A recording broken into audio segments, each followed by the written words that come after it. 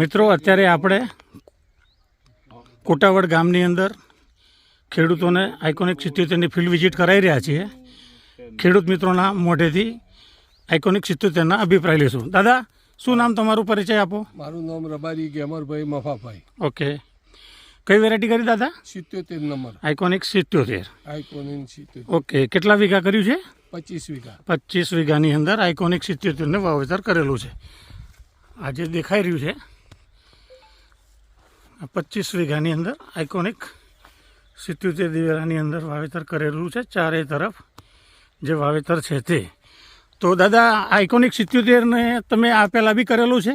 હા, 2 વર્ષથી કરું છું. કરો છો. એ વખતે કેટલો ઉતારો મળ્યો હતો? તો કેટલું કર્યું હતું વાવેતર? 10 વીઘા કર્યું હતું, 50 મણનો ઉતાર આપ્યો. વીઘાનો 50 મણનો ઉતારો, 10 વીઘાનું વાવેતર કરેલું. અને આ વખતે 25 વીઘાની અંદર વાવેતર કર્યું છે. શું લાગ્યું એની ખાસિયતો, આ વેરાયટીની ખાસિયતો શું છે? વેરાયટીમાં સુકારાનો રોગ ઓછો આવે છે. સુકારાનો રોગ ઓછો, ગરવામાં ઓછો કરે છે. હા. ફૂગ નાશક ઓછી હોય. ઓકે, ફૂલ્યું ઓછું છે. દાણાની સંખ્યા કેવી નીચેથી? દાણાની સંખ્યા થડમાંથી દાણા ફૂટે છે. નીચેથી થડમાંથી દાણા ફૂટે છે, બરાબર. અને સાઈડની માળો કેવી લાંબી મોટી? 2, 2.5, 3 ફૂટની લોબી હોય, માળ હોય છે. ઓકે, 2, 2.5 ફૂટની માળની લંબાઈ હોય છે. અને માળ વજનદાર, ફૂલિયાનું પ્રમાણ ઓછું, સુકારો નથી આવતો. સુકારો નથી આવતો એટલે ખેડૂત આને સારી પસંદ કરી રહ્યો છે. દાદા, શું નામ તમારું? શું નામ?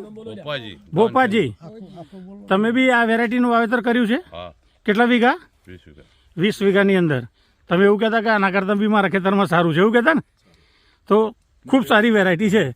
તો ખેડૂત મિત્રો, તમે જે બધા આપણે આ ફિલ્ડ વિઝિટ કરી છે, કેવું લાગ્યું તમને આઇકોનિક 77?